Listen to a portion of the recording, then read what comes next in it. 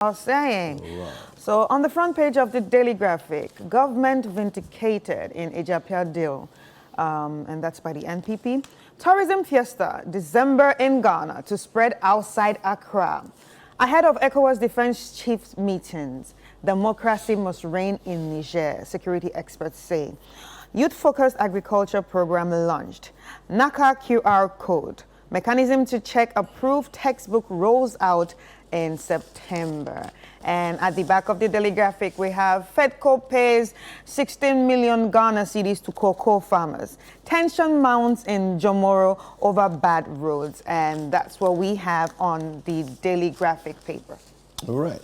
On the front page of the Ghanaian Times, we have here, it says, be relentless in advocacy for prudent management, use of petroleum revenue. Deputy Minister is speaking to PIAC. Niger political crisis, ECOWAS security chiefs meet in Accra today. We need radical leadership approach to election 2024. This is coming from Dr. Kwaku. And Ghana needs $522.3 billion to implement SDGs by 2030. And big one here, 5 billion Ghana cedi bribes paid in 2021. Police top chart with token collections. Now, we keep talking about this issue of police, and the police also try to defend themselves that, yeah, it's not really them, and not them alone, you know, there are others and all of that. But this is coming from a UN corruption report in Ghana, on Ghana, and it says the police, Ghana Police Service, you're on top. Last time it was the passport office, today it's the... Yeah. No, I mean, seriously. And public service, honestly, we need to... You see, for me, the hammer needs to come down hard whenever, you know, these issues come up. You know, we need to put systems in place that bite. Right. Because without the systems that bite, people will always, you know, do whatever they want to try it. Yeah. Because it's like, okay, maybe me too, I can get away with it. Right? Yeah. So. Right. Okay, so on the front page of the Chronicle, a Japa deal. ECOWAS has vindicated Akufo-Addo's government, says NPP. Team Baumia launches *202# to solicit funds. Civil society groups oppose deployment of troops to Niger. NDC's Arabatego is no more. So rest in peace. And then the Bible verse on this paper says, it's from actually Isaiah 50 verse 8. He who vindicates me is near. Who will contend with me? Isaiah 50 verse 8. He who vindicates me is near. Who will contend with me? All right. Now we have on the front page of the Daily Guide, NIA sacks 10 officers over extortion. You know, people kept saying in the last couple of years, people have been saying that, oh, when we go to the NIA, they are charging us. And then I keep sitting here saying, no, but that's not true because NIA has, you know, specified fees. Not knowing that there are all kinds of, you know, I don't even know what word to call them, but it's just, you know, terrible people in the system undermining the efforts of, you know, Kenatefa, who is trying to give us a clean system that benefits all of us, not just a few people. You know, anyway. NDC incites youth against 10% betting tax. Rethink Agric National Best Farmer. Team Baumia launches tech campaign, and Nigerian jailed 15 years for human trafficking. Okay. And on the front page of the Anchor, NDC to instigate youth against government over 10% betting tax. Intimidation force emerge in NPP race. Afriya Koto reveals, say contractors unpaid for supporting one candidate. Tension erupts in Anglo over Hogbechocho Festival. Odai Nto family accuses Land Commission, others of illegality, but opponents threaten contempt in court. And that's what we have here on the Anchor. All right, I have the Business Finder. It says here, Ghana eyes 1.5 trillion MICE market.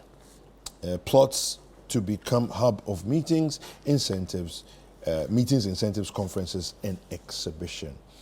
Okay, we have EcoBank hosts junior savers and invest in diversity, equity, HR practitioners have been told. So those are the headlines on the front page of the Business Finder. All right, so the headline on the Daybreak. Fire service understaffed. Citizen personnel ratio below international standards. Team Baumia launches campaign fund. NPP bans phones during primaries. Expert cautions against ECOWAS boots in Niger.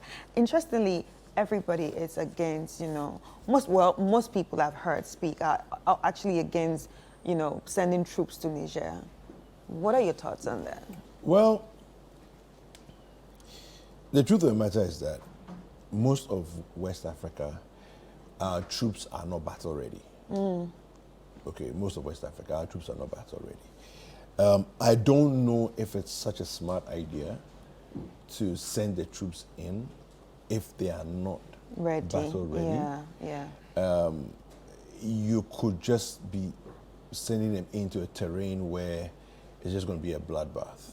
True. True. So yes, the show of force is important, all of those things, but I think that there are smarter, less quote unquote bloody ways of dealing with this problem. Yeah. So for example, if all the nations around shut off all forms of access in terms of business, in terms of border access, in terms of those type of things, if you marshal your strengths politically to shut down Niger and isolate Niger, okay, the government, they will be forced, you would force their hand to just give up, because now the populace will rise up against the people. Yeah, true. Do you see? Which is what you want to do.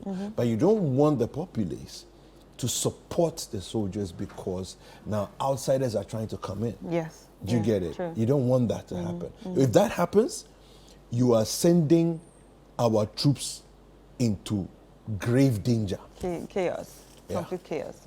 Anyway, my final paper here is the BNFT, and it says here, CSA sets September 30th as deadline to obtain license and accreditation, announces partnership with PPA.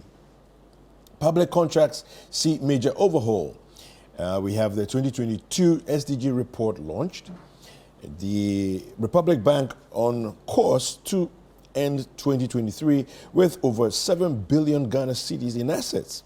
And Magdan Group of Companies appoints new CEO. Okay, Team Baumia launches website, mobile app, and USSD. Those are the headlines on the front page of the BNFT. All right, so just pick up your phone or your tablet and head to citinewsroom.com with us as we check out some of the headlines here. I'm scandalized NDC is protesting over gaming tax, Pius Hadize said. And NACA to introduce QR codes on textbooks to curb use of unapproved books. Top 10 finalists of the Literacy Challenge to be announced on August 17th. Tricycle yes. Tricycle owners in Kumasi to pay 500 Ghana cedis fine for bridging ban.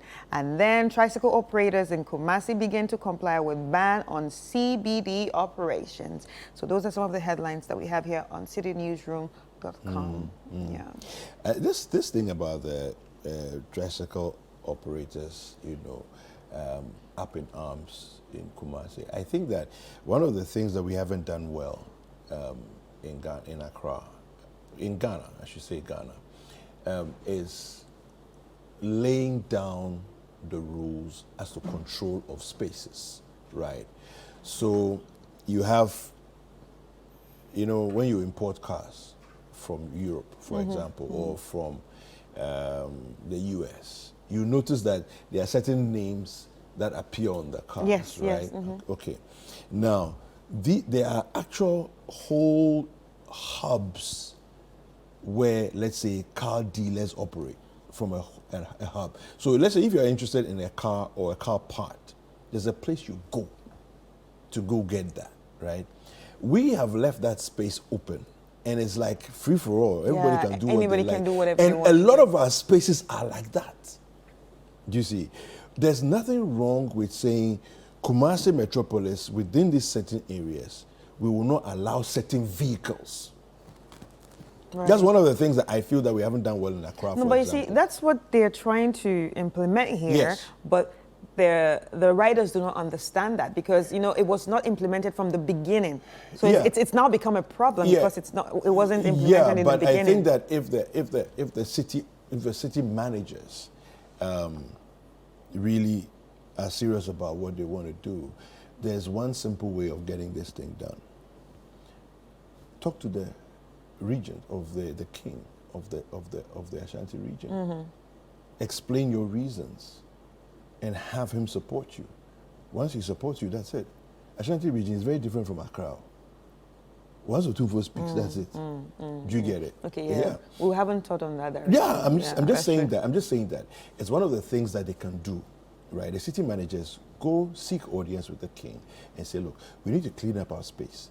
This and these are the challenges that we're having. If these people keep coming in here and all that, so we want your support in this. And if he decides to support, great, done deal. It's done, sorted.